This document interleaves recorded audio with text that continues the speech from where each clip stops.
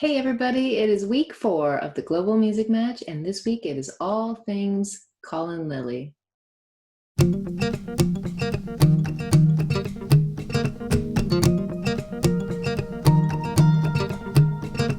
Shaking off the rain today, a moment appeared on his face.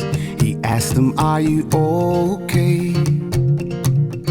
Are you sure you're okay?" Sitting round the table with friends, she saw that look once again. She asked him, "Are you okay? Are you sure you're okay?" Hello, Colin. How's it going? Oh, Catherine, how are you? It's nice to see you. It's nice to see you. It's funny because we've been doing this Global Music Match for 3 or 4 weeks now, and I've been really wanting to catch up with you because we've been like crossing paths everywhere. Yeah, And now we're yeah, on Zoom call, so yeah. It's like it's like third time lucky, yes. So it's like from Woodford to New Orleans to on our own doorsteps, they were talking to one another, like So Yeah. yeah. Before we go anywhere, I just want to give you a heads up. I'm a complete fan. I saw you at Woodford, uh, and yeah, complete fan. So if I do a bit of a fanboy thing, please don't worry. Like it's just me being a bit overexcited. Uh, I feel the same way. I felt so like we didn't really connect at Woodford. I know you met my partner Mark, and then we were also yeah, both in New Orleans. It was just like yes. so weird. And then we got teamed up together. So yeah. And is there talk about you coming to Canada? Is that, or did that happen already, or is that something? No, that was meant to happen, but Okay. then COVID kicked off. With the plan was that after New Orleans, we were looking at me coming across to Canada and doing some touring, and beautiful COVID came along and made me become a husband and a father again. Like so, you Yeah. know. I know it's bittersweet, I think. Yeah, Or yeah. maybe more sweet. I don't know. We'll look back on it and Uh, be glad we had this time, I think. I think it's been really nice, but I think my soul and my heart is feeling that I need to work again, Yeah. and I need to get back to work, and I'm really missing feeling like a functional human on like, because being a musician songwriter, it's one of those jobs where uh, you have to be working to Yeah. basically have money in the bank and feel as if you've got a purpose. Mhm. Like so I'm looking forward to just basically feeling that like I'm back doing my purpose again. Well, are you taking off soon to do some shows? Is that true? Yeah, I'm heading across to Brisbane at the end of the month. I've got a couple of shows, and then I'm in the studio finishing off little final touches to the new album. Wow. But yeah, and then I'm doing a video clip for the new single in Brisbane. So yeah, I'm starting to feel like I am who I am. Yeah. But again, it's been beautiful being able to be at home, and because for 2.5 years I was solid on the road, Mhm. living in the centre of Australia, makes it really well. You'd understand coming from Prince Edward, that like that it's like such a challenge when you're a remote artist Yeah. to get everywhere else. It's You know, true.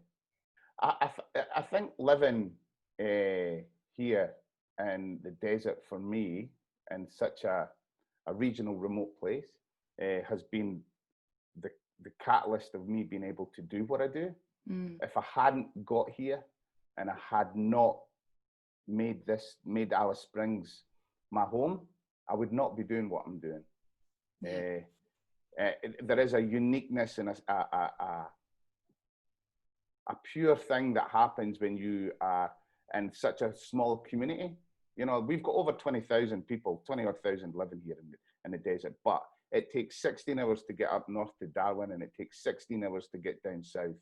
And if you want to get to the other side of the country, you can drive for 3 days, 2 days, or fly.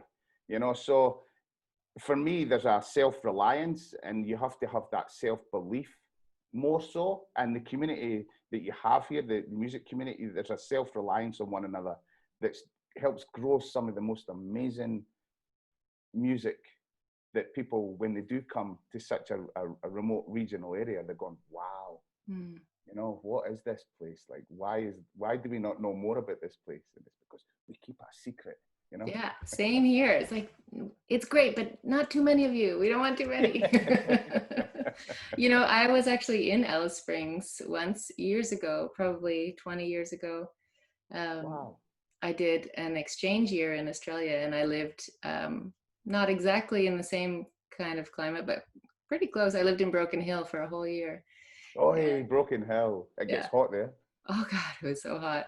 But I was so lucky because we got to do like a bus tour with a bunch of other exchange students, and we ended up at Uluru and for a night in Alice Springs, and it was incredible. So I know the beauty of it there, and I imagine if I stayed very long there, I don't think I'd be able to leave either. Yeah, I did not I did not expect to be living in Alice Springs. Never mind, you know, I did not expect to not be living in Scotland. Like, you know, there was a time in my life I had, you know, every time I hear certain songs that I grew up with that are from Australia and iconically known as Australian songs, I still pinch myself and go, oh yeah, that's right, I'll live here. You know, so yeah, there's certain things that just to be living here is just a bit of a pincher, like, you know. Never mind all the things that have come along from calling Australia, calling Alice Springs home, you know, some of the amazing things that have happened. Yeah, Like you've sitting done. here talking to you. Yeah, obviously this is like top 5. It's one of the top. Don't you worry. Yeah, like yeah, definitely. I'm sitting here going, wow, really? Surrender or die. The deal is done. It's a human kind of lie.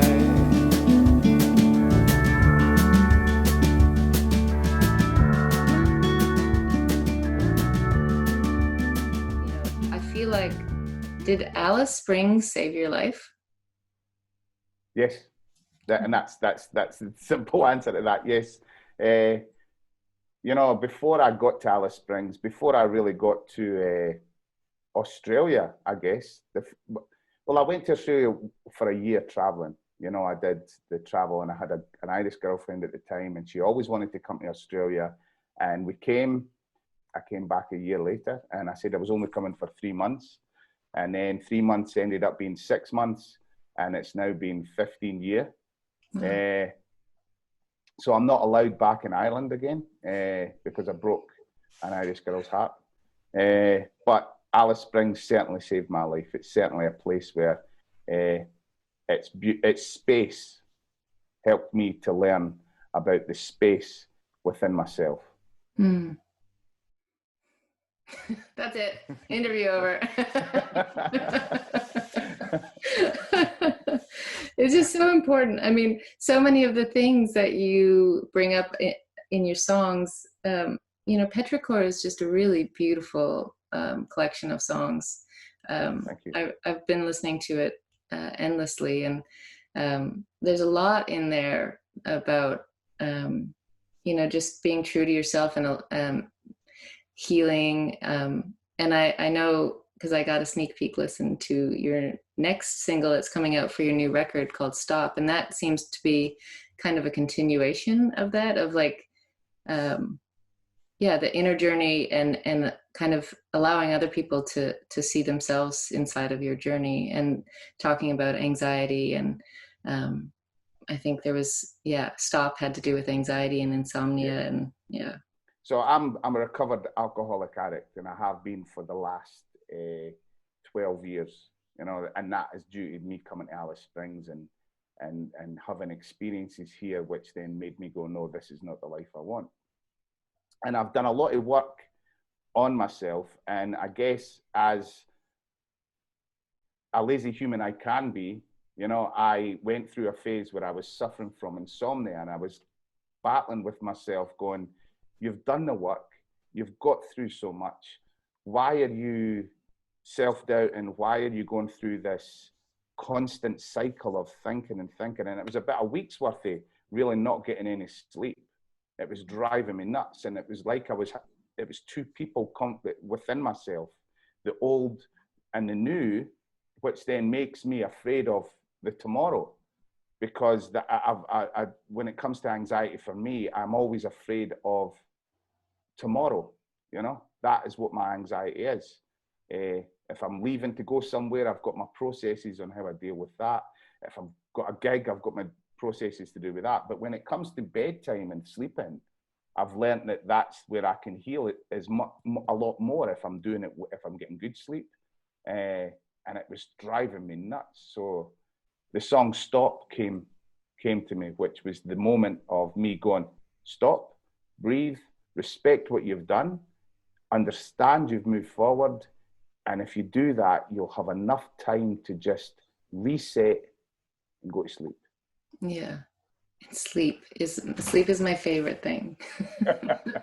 So, okay, remind me, when did Petrichor come out?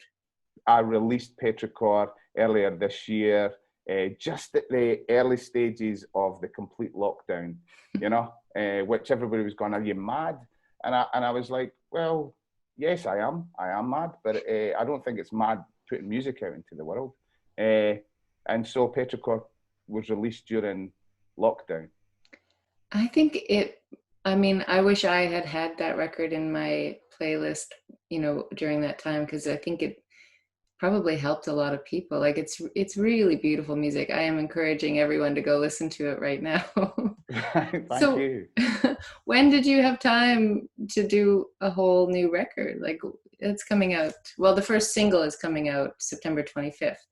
Yes. I've been working on this in the background in between touring and traveling. So for 2.5 years, I've been on the road. I only was coming home for a week or 2 weeks at a time. I would be away for 3 months, come back. And then, so this album has been one of the hardest things I think I've ever done so far in my music career, because I've overthought it. And we've basically trying to work remotely with the producer who's in one side of the country. You get the mixes, and then you listen to the mix, and then you're trying to convey that, and then it comes back. So it's a bit of a longer process, this album, than I've ever done. But saying that, I'm so glad that that's how the album's been made, because I've been able to do so much in between. So it's been a process of just whenever I've got a chance, get in the studio, walk away. It's been a beautiful process, but a hard process, which I think that marks well for me as a songwriter and the craft of songwriting, because I am still a learner. I'm still very young at this in regards to the career I've had and me being a songwriter. So it goes well that I'm sticking at it and getting right in, you know. If you don't stop to listen, you'll never hear it all. And I ain't running. I'm gonna change. No, I ain't running. I'm a bringer of change.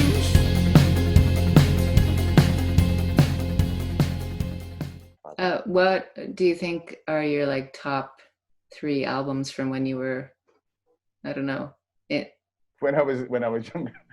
So I have this like, so when I'm on the road and I'm touring with others and I'm learning about other people, like, you know, they always like go on about the songs from the 90s, and for me, my 90s are completely gone because of my alcoholism and my addiction.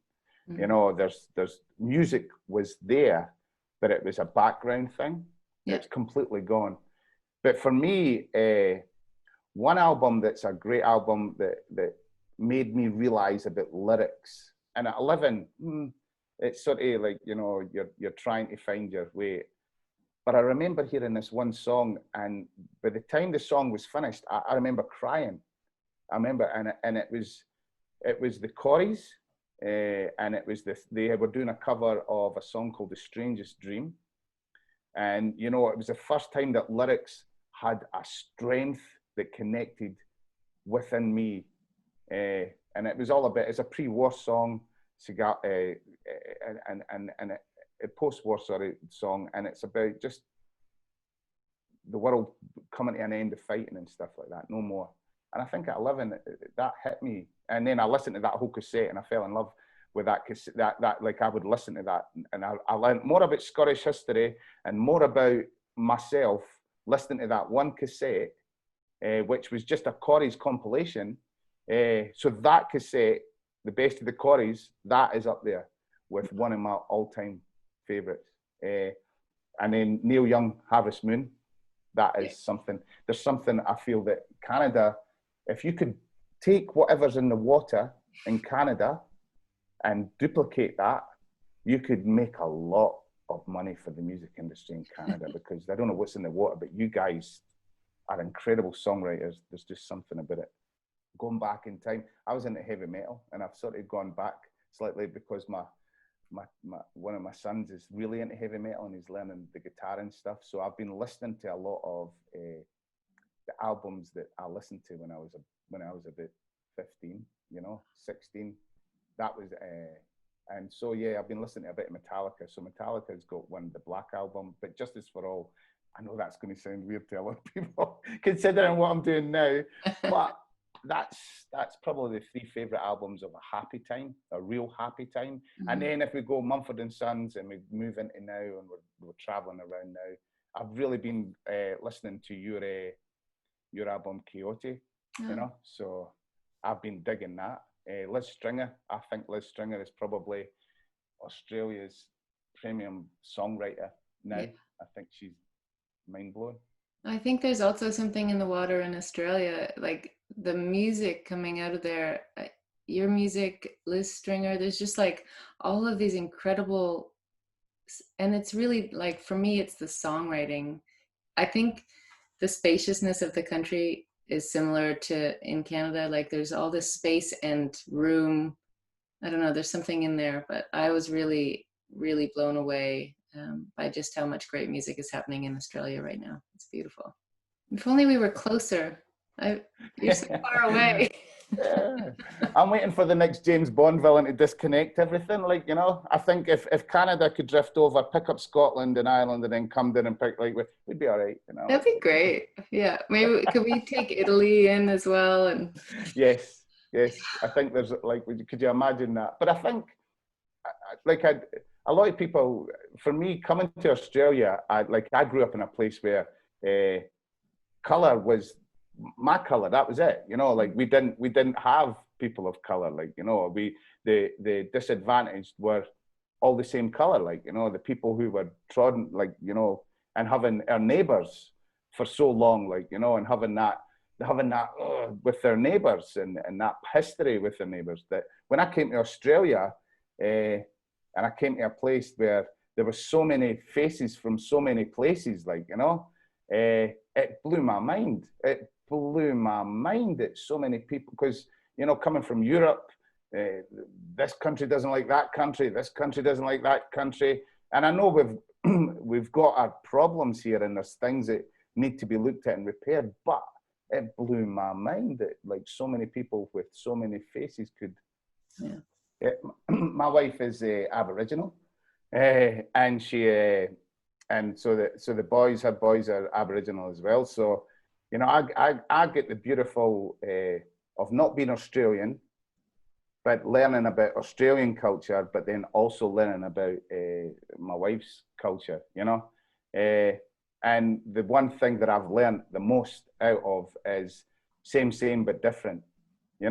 That is So I used to have a job working in a bank here in Alice Springs before I decided to take the leap to do music.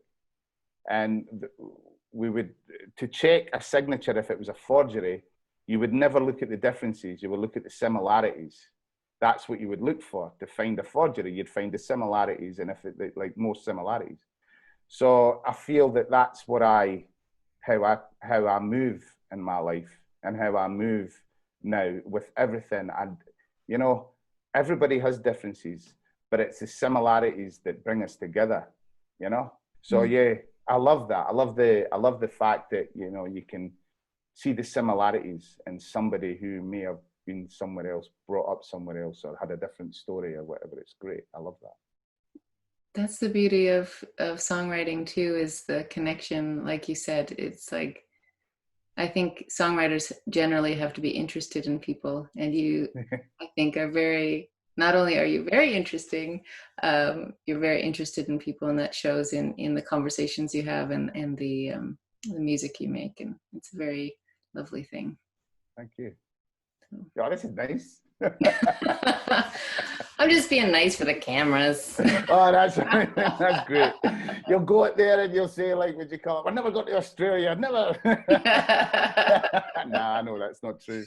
Oh, but I dearly miss Australia. I really, it stole a piece of my soul and my heart. So it's like that. Wonderful. It took me.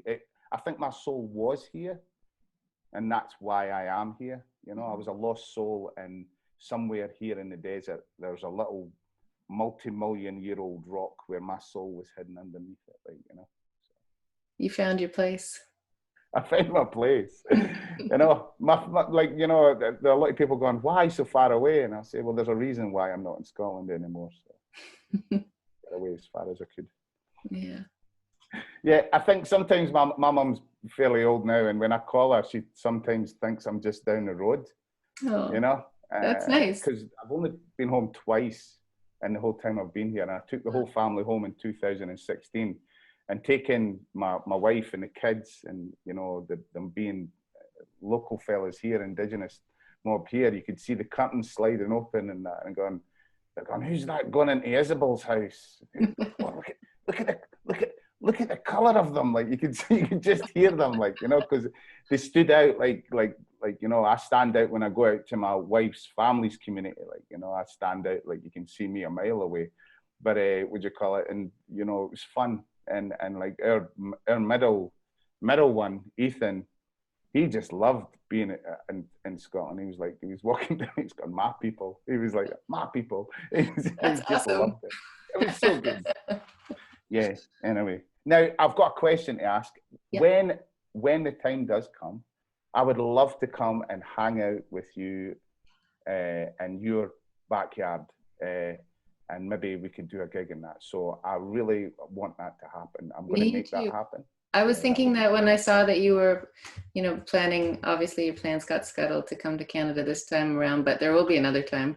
And I got to get you some shows here, and we could do some shows. And I'd love for you to see where I'm at. We have a big backyard. It ends on the ocean. So. Wow. I mean, I'm like. Yeah, you'd love it. Well, thank you very much for having me. And I look forward to seeing the outcome of what happens here. And love to see your hard work and how well you make the beard look. The beard's a bit shorter at the moment, but if you can make the beard less grey, that'll be wonderful. Sure. You know, touch up that. Maybe a bit. Do you like purple or like? I'm happy with whatever colour. If you want to put a bit of colour in, that'd be great. Like, you know. Awesome. Step alive.